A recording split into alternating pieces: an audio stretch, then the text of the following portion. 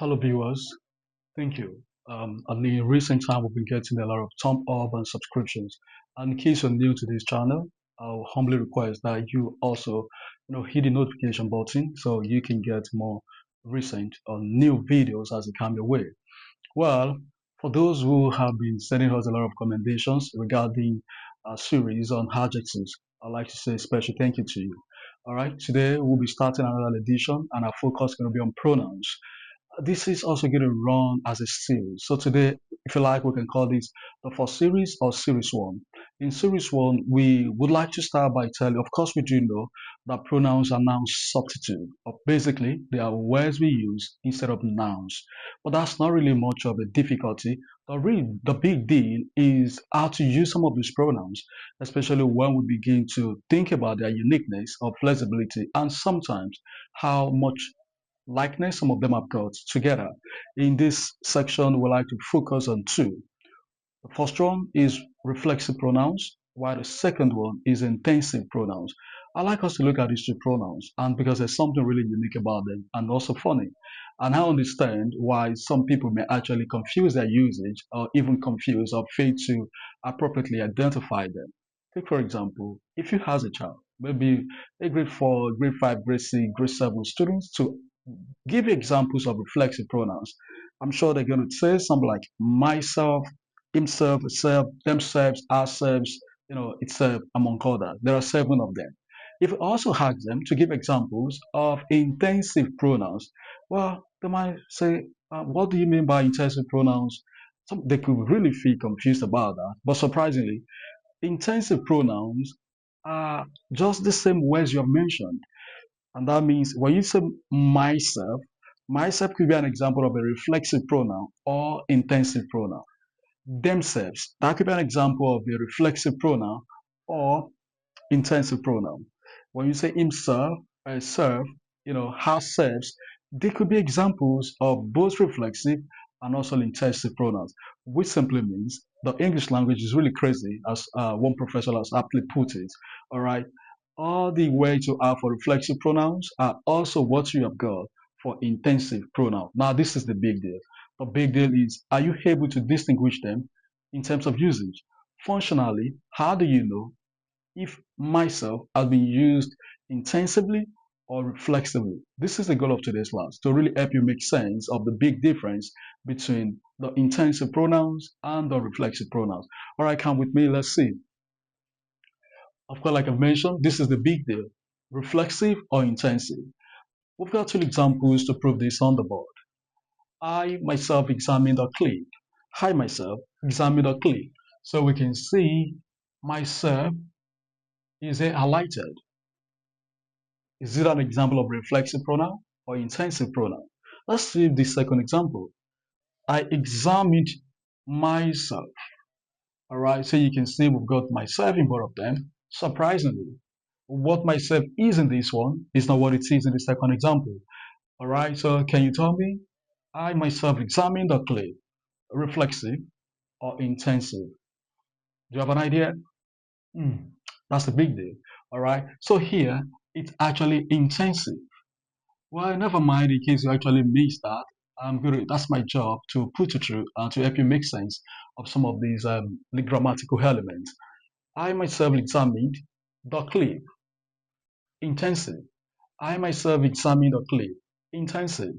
I examined myself, reflexive. Well, it's not rocket science. Just relax. I'm going to help you make sense of this. Reflexive pronoun. So the first thing I want you to know is that why myself could be a reflexive pronoun, it could also be an intensive pronoun. Why themselves could be a reflexive pronoun, it could also be an intensive pronoun. So all those seven pronouns you know that are reflexive are also intensive. However, functionally, do you have the ability to tell when they are being used as either reflexive or intensive or either one way or not the other one? All right, so let's look at this. Intensive pronouns, now I'm about to help you make sense of the difference between them. Intensive pronouns are co-occurrent pronouns. When we say co-occurrent, that's one thing about reflexive pronouns. They would always come beside their noun or their pronoun. I myself. So when you say co-occurrence means they are together. A reflexive and intensive pronoun would always come side by side or very proximate to their noun or their pronoun. All right, so this is not because this is a pronoun. Maybe I need to change this to, okay, maybe my baby's name, Esther. Esther herself examined or clean. So while you have a noun here, herself, examined or clean, herself is still going to be an example of an intensive pronoun. And that is because of the co-occurrent nature. An intensive pronoun is a co-occurrent pronoun. So you always have it beside it now or beside it pronoun. And that's it. Very easy to tell, which simply means positionally, you can tell the difference between a reflexive pronoun and an intensive pronoun. Just look at the position. Is the pronoun affixed or attached very closely, approximately to the noun or pronoun? If it does, then that's an intensive pronoun. So let's talk to you about a reflexive pronoun. Reflexive pronouns are subject-object sameness. What does it mean? It simply means that the subject is the same as the object. It means the subject is the same as the object. Can we look at this example? I examined myself. Who did something? I did what? Then who is the receiver of the action? Myself. I did it. I experienced the action. I initiated the action. I experienced the action. So if someone says she injured her leg, oh, sorry, she injured herself. She injured herself. Who initiated the action? She, all right. Who suffered the action? Herself. All right. So you can see this is an example of a reflexive pronoun. A reflexive pronoun, just as we have mentioned, is a subject-object sameness. It simply means the initiator of the action is also the sufferer of the action. It's something very easy to do. All right. So can I get you to try just two questions? You can drop a comment in the comment section, and I'm also going to drop the answers there, or the key answers. Okay, number one, I like you to tell, just to make it easy, write R, write R or high. Number one, they themselves